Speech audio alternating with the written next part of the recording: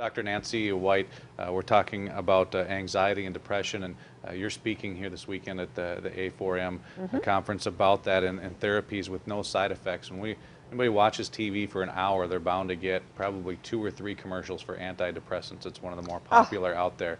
Talk about some of those drugs, not specifically, but in general, and what some of the side effects are and why they're dangerous. Well, I'm going to have to talk about it from the point of view of a psychologist because I'm not a medical doctor. I don't give prescriptions for drugs, and frankly wouldn't if I could, but don't, I can't. So I look at it from a layman's point of view of logic, and I really believe in things natural, and I really believe in balance, and I really believe in homeostasis. And when we're injecting some sort of a foreign chemical in the body, regardless of what it is or what it's for, I don't believe in that. To me, it throws the body out of its normal, natural balance.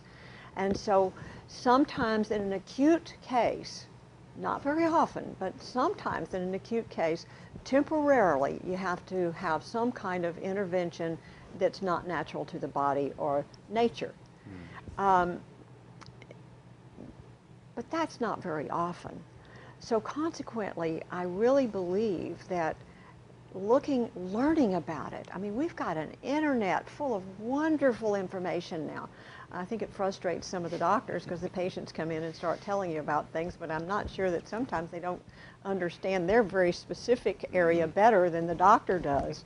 But it's, logically, and I'm sure there are other aspects to this, and as I say, I'm speaking as a non-medical, layman person, but when I first heard about SSRIs, the popular antidepressants, and that they were selective serotonin reuptake inhibitors, and I thought about, what does that mean? Well, it means that we're blocking the reuptake of the serotonin back into the neuron. And it's like, well, that's part of the system. That's our recycling. Well, if we're blocking our recycling, what happens when we recycle? Well, we deplete. Okay, where does that take us? And to me, that was my layman look at it. And so I kept saying to myself, this was probably 15, 18 years ago, and I would say, come on, Nancy, you're not been trained in this. What do you know? You're just looking at logic. And so I told Leonard, my significant other, I said, this is the way I look at this, and it's really strange. I don't understand what they're doing. Well, several years after that, I get this newsletter from Dr. Lark, and Dr. Lark she's a holistic, functional medicine physician from a long time ago that wrote newsletters to women and that kind of thing. And I got this newsletter, and it was saying about antidepressants, and it said exactly what I just said. And it said, why would you want to do that? Go take amino acids that give the body the nutrition it needs to produce this serotonin. So it was like tyrosine and 5-HTP and all this stuff. And so I ran in there to Leonard and I said, look, somebody, some doctor believes the way I believe. Maybe I'm not crazy, maybe I'm not just this layman that's got these silly ideas. And I think it's really true. In fact, there was a doctor, I can't remember, it may have been Dr. Green at A4M about 2 or 3 years ago that did this hysterical presentation for A4M about the middle-aged lady that comes in to see you and, oh, doctor, I've got this problem and that problem and this problem and that problem, and what am I going to do about it? And you're uncomfortable because you got to do something for her. So what do? You give her an antidepressant. And he said, so how are you going to get her off of it?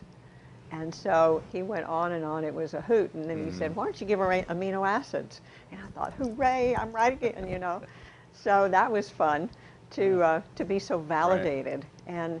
and it getting them off of it. You talk about side effects.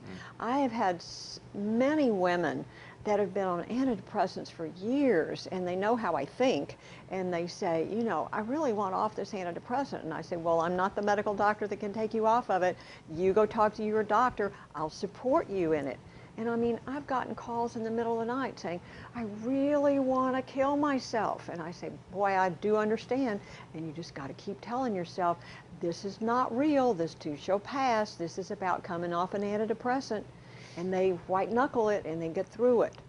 And I can think of multitudes that have done that because they want it off, not because I was playing doctor and say, you need to do this, you know.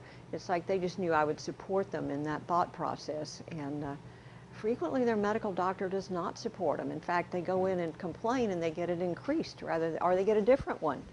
And, you know, to me, that's not health. Yeah. It's not optimum wellness.